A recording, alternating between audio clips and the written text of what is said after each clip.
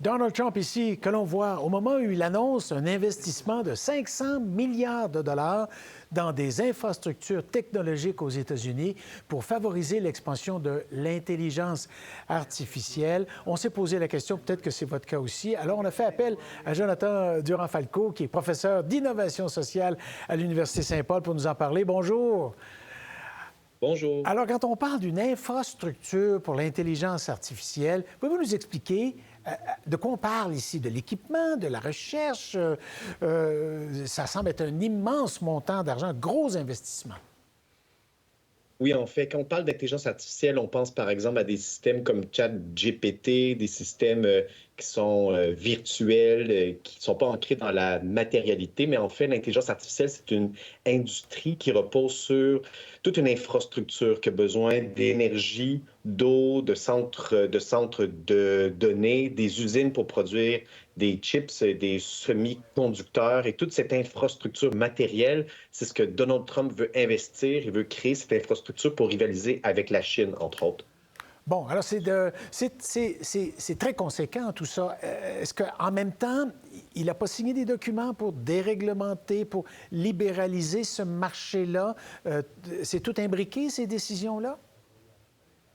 Oui, en fait, il y en a deux qui se sont suivis presque immédiatement. D'une part, cette annonce de Stargate, donc le nom de la porte des étoiles, pour investir 500 milliards pour construire une infrastructure de l'intelligence artificielle, en alliance avec OpenAI, la compagnie de ChatGPT, avec Oracle, qui est dans le cloud, l'info nuagique, et une société d'investissement qui s'appelle SoftBank.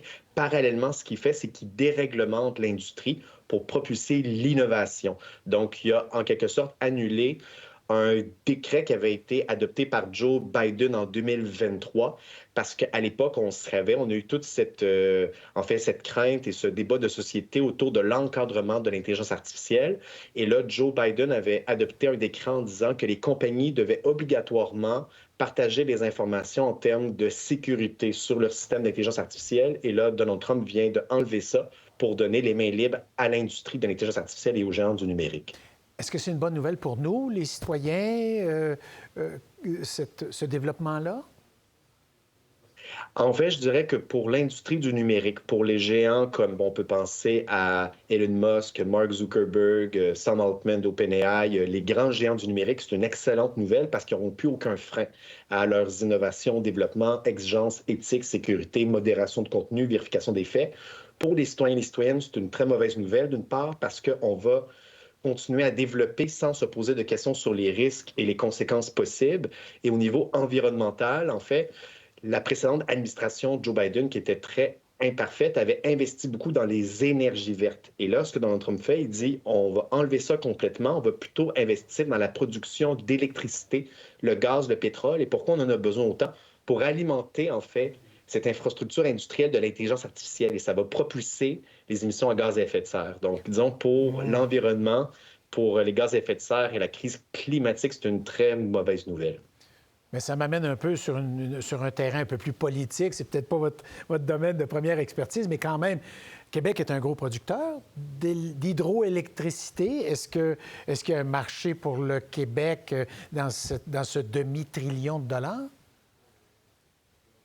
En fait, je dirais dans la précédente administration, dans ce qui se passait déjà, l'hydroélectricité puis les prévisions futures, c'était pour électrifier le transport, les automobiles, le transport en commun. C'était aussi pour cette industrie du numérique. Mais ce qui se passe avec Trump, c'est qu'il veut privilégier les États-Unis, America First, et je ne pense pas qu'il va donner beaucoup d'argent pour nous, le Canada, pour développer des data centers, des centres de données propulsés aux énergies vertes, à l'hydroélectricité. Il va plutôt privilégier, en fait, cette extraction de gaz naturel, de pétrole sur son territoire et de créer des emplois principalement sur le territoire américain. Donc, je dirais que pour nous, en fait, ils veulent éliminer tous les concurrents pour rivaliser avec la Chine. Bon, mais restez aux aguets de tout ce dossier-là parce que j'aimerais bien ça aller vous revoir régulièrement pour voir où est-ce qu'on en est dans tout ça. C'est un gros dossier. Ça suscite toutes sortes de commentaires, bons et moins bons, hein, honnêtement. Très bien. Exactement. Merci beaucoup. OK, au revoir. Pour voir nos émissions en entier, rendez-vous sur la chaîne Ici RDI.